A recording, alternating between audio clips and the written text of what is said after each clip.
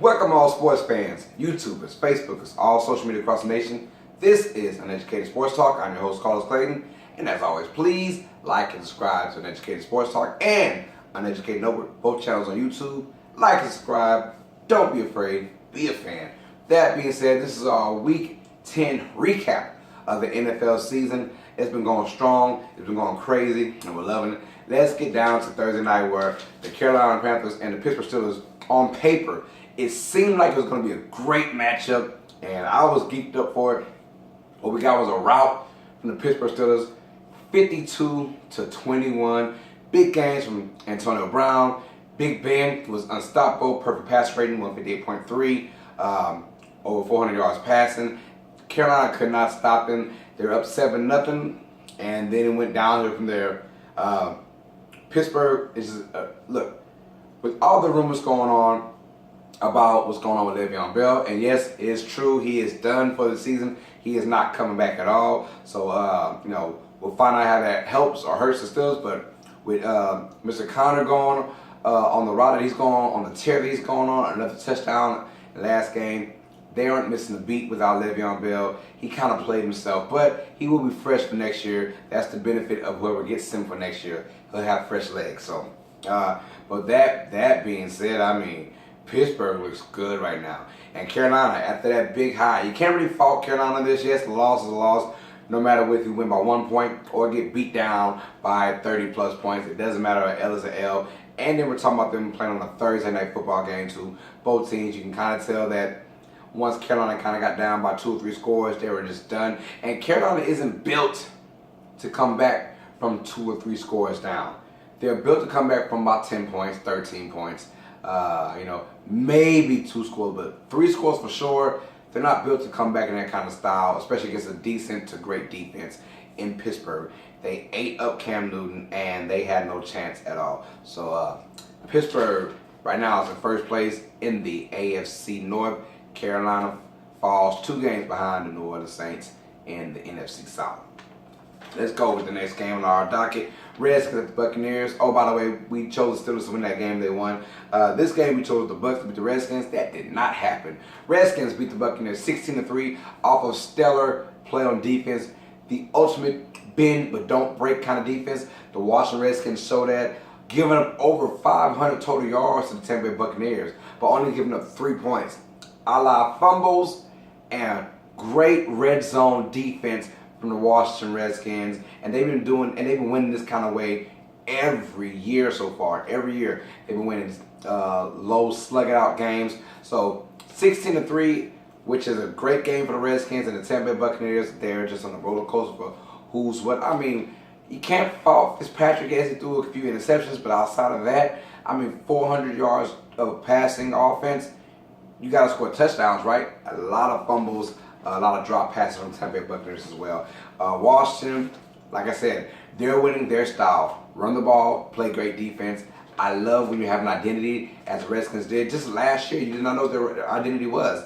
They weren't really good on offense. They weren't really good on defense. They weren't really good on special teams. You didn't know who they were. This year, you have a feeling that, hey, if we're going to win, here's our recipe. Play great defense, run the ball down your throats.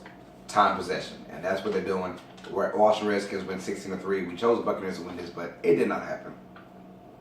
The Arizona Cardinals visited the Kansas City Chiefs, and this game was much closer than what the people like myself were thinking. I thought Kansas City was going to blow them out. Hey, Arizona played really good defense in this game, and to give it 26 points to Kansas City in Arrowhead, that's playing great defense in my opinion.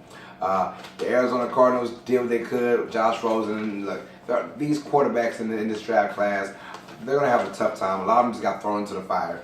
And in today's NFL, that's what they do.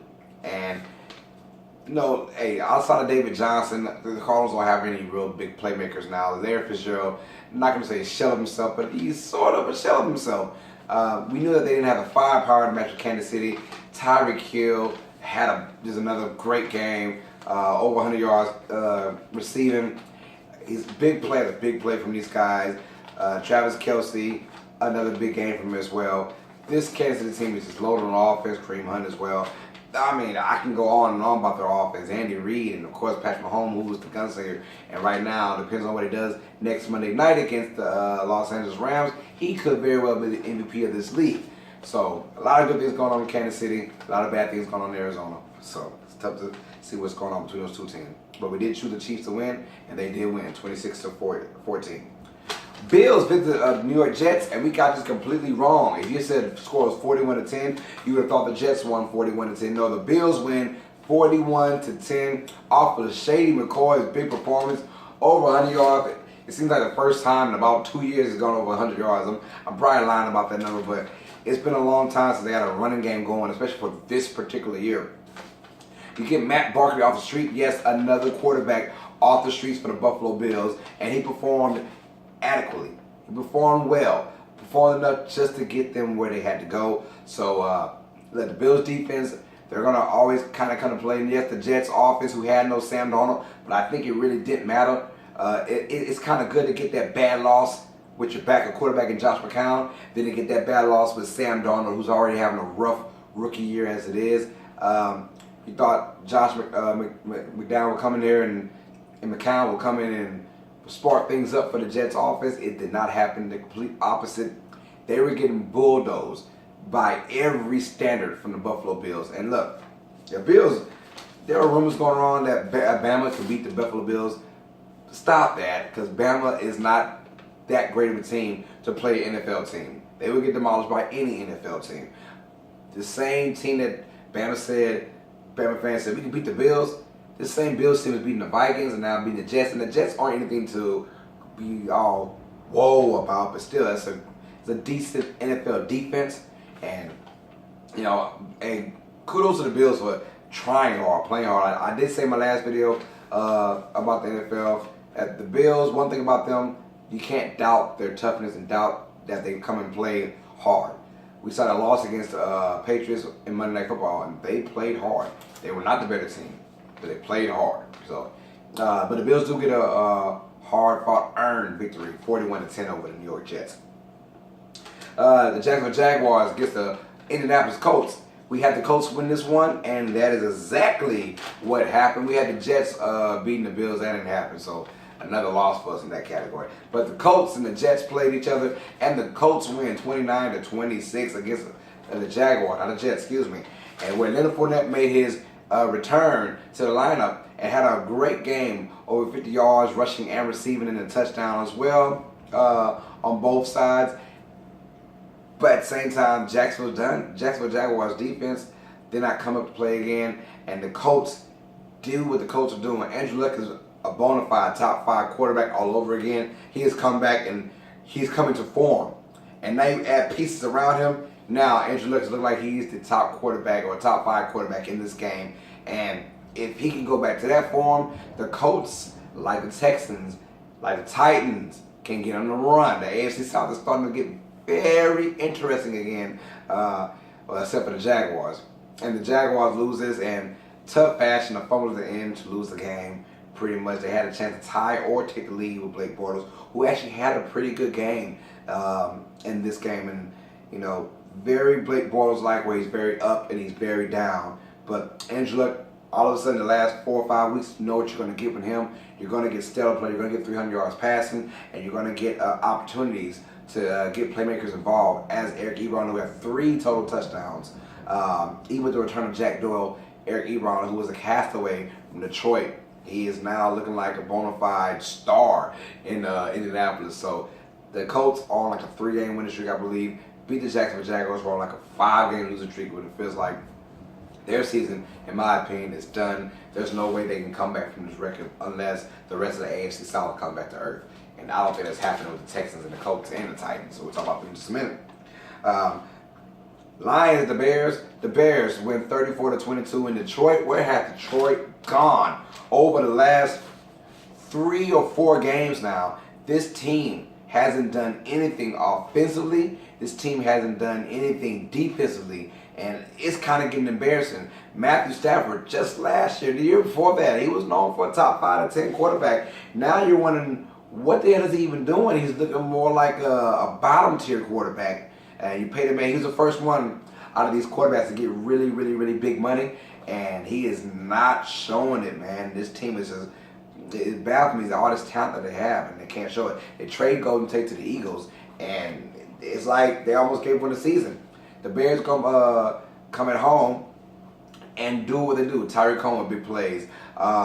You get their wide receivers, Robinson, who's having a big year this year. And of course, Mitch Trubisky is just throwing it down the field. When you have Matt Nagy as your offensive coordinator / head coach, you're going to throw the ball a lot. And the Bears are looking like they're a formidable team in the NFC North. I'm very curious to see how they'll do this Sunday night against the Vikings. It's going to be a really, really good game on Sunday Night Football, prime time. Bears get a chance again to have revenge for the last prime time blunder against the Packers. So Mitch Trubisky and the Bears are that dark horse team. If they got to play a wild card game at home, they're going to be a tough team to beat. And you add Khalil Mack to that as well. I'm liking what I'm seeing from the Chicago Bears. If they win, we also have them winning against the Detroit Lions. Big win from the Saints. They go into Cincinnati on the road and win, I'm not lying, 51-14 in a straight up beatdown from the New Orleans Saints against the Hoodays, the Cincinnati Bengals. The Hoodats of New Orleans.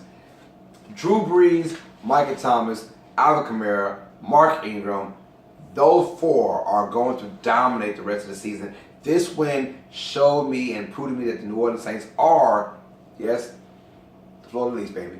The New Orleans Saints are the best team as of right now in the NFL. You can't just go on the road in Cincinnati and just dominate like that, can you? 51-14, yes, Cincinnati has no A.J. Green. It doesn't mean that their defense should be just as bad as it is, but you look on paper, they're the worst defensive team in the league at 5-3. But they still won a lot of these games. They're 5-3. But with 32nd in the run, 32nd in the pass, 32nd is total defense. It is looking bad for Cincinnati. Marvin Lewis and the Bengals fired their defensive coordinator. He is gone. But the Saints, if that's the case, the Saints can get any team's defensive coordinator fired. You saw them put 45 against the Los Angeles Rams. Are you thinking the Rams are firing Wade Phillips? No. The Saints are just a really, really, really good team. And balance on offense like crazy. Run passes kind of like neck and neck over the last 6 or 7 games. And then the defense is only getting better. That front four, they have a great pass rush with Cam Jordan, Alex Okafor and company. And they have a great 4-man rush. And their linebackers are only getting better and faster and younger. And you add in Eli Apple, who had an interception in this game. Now things are very interesting for New Orleans Saints. They have a tough schedule, though. They do have a really, really tough schedule. But they should still be favored in just about every single game from here on out. New Orleans Saints win big, 51-14 over the Cincinnati Bengals. Our next game, we have the Patriots at the Titans. And we had the Patriots win this game, and boy, were we wrong. The Titans, we should have known something. The Titans have everything, all the animosity. The head coach, who was the former player of Bill Belichick. You have Deion Lewis, the former player of Bill Belichick. You have all these outcast guys from New England who had a chip on their shoulder and wanted to prove it. Oh, by the way, Malcolm Butler, a former player of Bill Belichick, who was benched for the Super Bowl. These guys want to prove a point to the Patriots. And Deion Lewis said it best. He said, when you go cheap, you get your ass kicked. But then again, the Patriots have gone cheap pretty much their whole entire 15-year run with as the dominant Patriots. They've gone the cheap route. But now you're starting to see that a 7-3, 8-2 sounds a whole lot better than 7-3. And we all know the cupcake schedule that the Patriots play, which is going to help them out record-wise. But can they go on the road in the playoffs if they have to? Because you're 2 games behind the Chiefs. I don't know if we're going to pass Chiefs on this year, the way they're playing. And then, I'm not going to say you got to look out for Miami, but, they're, I believe, 5-5 now, so you're not worried about that. But you're worried about teams like the Steelers, and you're worried about teams like any wild card team that can get in there. You better hope that the Ravens don't get their act together, because you could easily face the Ravens. And that'll be a tough game for the Patriots to play if they're the 3rd or 4th seed. You just never know. So these teams are getting better. The Patriots get dominated by the Titans, but the Titans, on defense, they made Tom Brady go 3rd and 8, 3rd and 9. And that's what you got to do as a defense. Now, it's easier said than done, obviously. But if you put Tom Brady or any quarterback in a bad situation, 38, 39, it's a better chance for your team. Tennessee already came in with a great run defense. They made the Patriots one-dimensional. James White had negative yards rushing, although 31 yards receiving, but never seen him with negative yards rushing. And that is exactly what happened to them. Corey Davis, who was a top 5 pick just 2 years ago, he is going to be a star if things go right for him. I do like his style of play. And Marcus Mariota has back-to-back games now against the Cowboys on primetime TV and against the Patriots. That's 2 back-to-back games where he's looked really, really well. If he could be that star that we saw the number 2 pick, I believe 4 years ago, watch out, world. I'm just saying, watch out. Tennessee has the makings. Great run game, decent receivers, a could-be star quarterback, a great run defense, great pass defense, a defensive-minded team with offensive threats. And if Tennessee can get it together, they'll be a team to watch out for. This AFC South is getting better and more interesting every single week. Falcons visit the Browns, which is probably the upset of the week. We chose Falcons to win this game. We were wrong. The Browns went out there and had a great running game from Nick Chubb's, 179-yard rushing, and Baker Mayfield with 3 touchdown passes. This is what we pay to see from the Browns. We understand. Win by running game, win by your defense, but this is more about how bad Atlanta, in my opinion, is. They came in on a 3-game win streak, which is lovely, but now they're 4-5 and most likely got an uphill battle to go to get into this wild card spot, because now the way it's looking like, you're not chasing the Saints or the Panthers by any means necessary, but for sure you're not chasing the Saints. So you're going for a wild card spot already in 9 games into the season. You cannot lose to the Browns, no matter where it's at. And they lost to the Browns, and all this chaos surrounding Cleveland. Atlanta should have been an easy picking game for them. Instead of being 1 game above 500 or 1 game under 500 in a tough NFC South as it is. And Cleveland, they should feel real good about this victory. This shows you what kind of team they can be. Only problem is they just don't have any weapons. And I'm not going to sit here and say that Jarvis Landry is just a bona fide superstar. In my opinion, he's not. He is a great number 2 for anybody, but he's not a number 1 receiver in the NFL, in my opinion. But he's still there, and he's your best receiver. But he isn't getting it done. The wide receiver core isn't getting it done. Baker Mayfield, they already made it a point of emphasis for next year. Give the man some weapons, because out of all the quarterbacks, he is the most ready right now. I'm telling you guys, he is the most ready to play, and he is showing it. And I'm saying they need weapons, because if they can get some weapons, this Cleveland Browns team is going to be a dangerous team for a long time. Chargers at the Raiders. We had the Chargers win this one, and they win 20-6. These are the type of games the Chargers were losing last year. I keep saying that about the Chargers. They usually lose these kind of grinded out, slow, muck it up games, and they'll lose it by a field goal or just a blunder from themselves. They aren't losing those games anymore. They're now 7-2, and yes, the Raiders are a piece of crap team. John Gruden is right now acting like a piece of crap head coach. It is what it is. It's run by a piece of crap organization. It's almost like we just can't wait to go to Las Vegas. If you're a Raiders fan, you are disappointed. You know you only got 2 years left to represent this team, and then they're going to Las Vegas for good. And now you're just stuck here wondering, what are we trying to do? It's almost like you're losing on purpose as an organization. You have the mindset, we want to be as really, really good or set up to be good, so that when we go to Las Vegas, we can start winning there. It's almost like they don't want to win in Oakland. Give the fans of Oakland who have been there from day one, give them something to be at least proud about when you guys leave. Not say, you know what, hell with that, good riddance. And the Raiders are just the biggest joke right now in the NFL. Even bigger than the New York Giants. Yes, they're the biggest joke in the NFL. And the Chargers, once again, have stumped them. They win 20-6. Great defense from the Chargers. Matter of fact, they've been playing great defense over the last month of the season now. They've been playing really good defense. And the Derwin James and company are flying from one end to the other. And this Chargers team could be a big threat to anybody, including the Patriots and including the Chiefs. I'm just saying, I think the Chiefs are still the best in the AFC, but the Patriots are just, if the Chargers make it to the wild card, which they most likely will, because you're not going to pass the Chiefs, in my opinion. If the Chargers got to play against New England, it'll be a tough game for both teams, especially New England. Seahawks at the Rams, and the Rams get away with another close win against the Seahawks. That makes 2 for the season. The 2 times they met, and it's been close both times.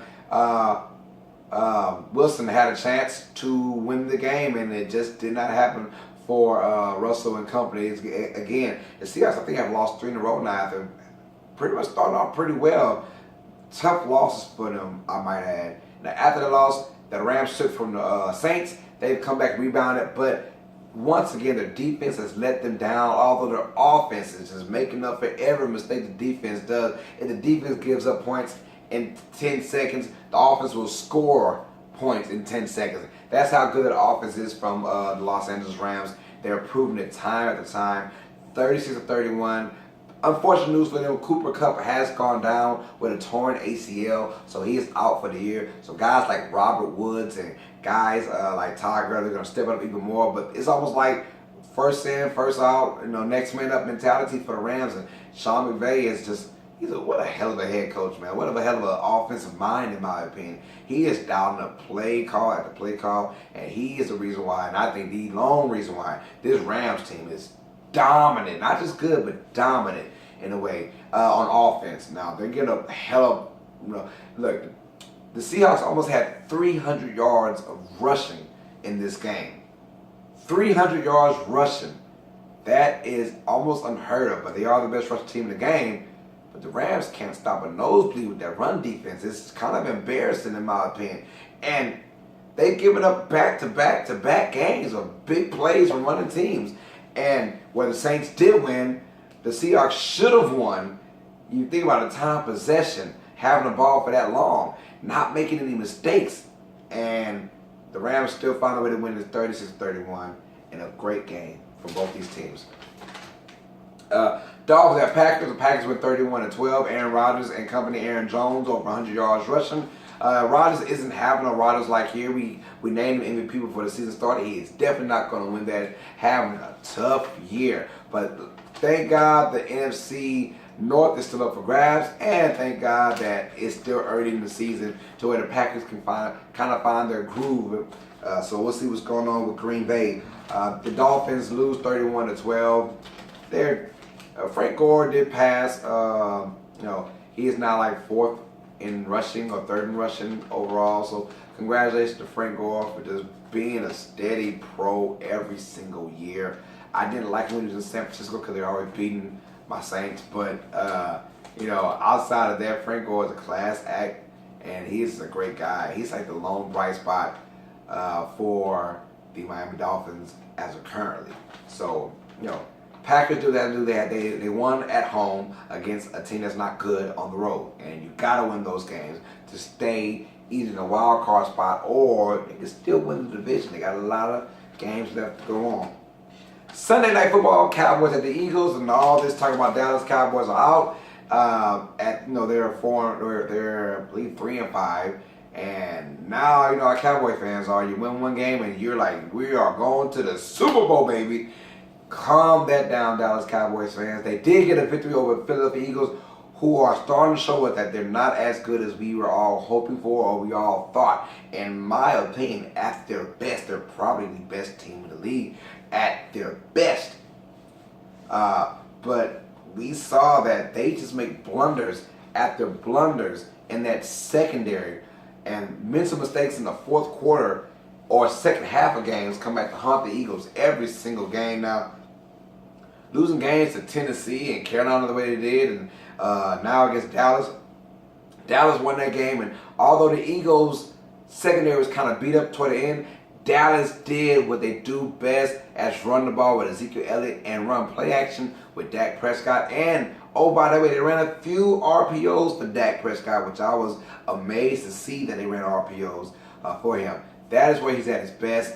That's where Dallas is most comfortable at. And although the Eagles had a chance to tie the game up, they did not. But Zach Ertz had an incredible game. How I know? I have him in my fantasy squad. 14 catches, 100 and I believe 46 yards. All that matters is he gave me 36 points in fantasy. So, but Dak Prescott, He's finally getting comfortable. I don't like that they force him to be Tony Romo-like. He's not Tony Romo. He is Dak Prescott for a reason. Use his legs, use his RPO tricks they can do, and this team will be fine. Amari Cooper is that number one receiver that they've been waiting for. But is it a number one because he's just the best player on Dallas, or is he a number one because he's a true number one on any team that he can go on? That's not the case, in my opinion. I'm going with the first one. But Dallas still doesn't do that. They go on the road and they win that game. That was a very tough, hostile crowd to play against. And division games, you can never be so sure about division games, man. There are always tough games. Dallas earned that victory. They're now 4-5, and if you're a Cowboys fan, you're going to Super Bowl. And our Monday night game, which is a pretty good one. The New York Giants went on the road to face the San Francisco 49ers. Odell Beckham and company won it. Odell said, we got to win 8 games in a row. And now guess what, Odell? You got to win 7 in a row. And I like the confidence from the guy. They went out there and handled business. They got a victory. And you just got to have victories. And any victory is a moral victory, in my opinion. This team has a talent. It's just a quarterback. It's coming down. Look, you can blame the O-line all you want, but it gets to a point in time the quarterback's got to make up for a bad offensive lineman. It just happens in the NFL. But they did win. I do like San Francisco's backup quarterback. Nick Mullins, he's done a good job. Matt Breida over 100 yards rushing. It was a great, entertaining game. And usually Monday nights don't give you those really, really good games. This one really did. And there was 2 teams that you can pretty much care less for. They'll both be in the top 10 picking. I'd tell you that right now in the draft next year. But these 2 teams put on a hell of a show, with the Giants winning 27-23. We had the Niners actually winning this game. And we had the Eagles beating the Cowboys. So we were wrong on all levels with that. We had the Packers beating the Dolphins, right about that. We had the Rams beating the Seahawks, right about that. We had the Chargers beating the Raiders, right about that. We had the Browns beating the Falcons, lied. We were wrong about that. We had the Falcons beating the Browns, but the Browns won.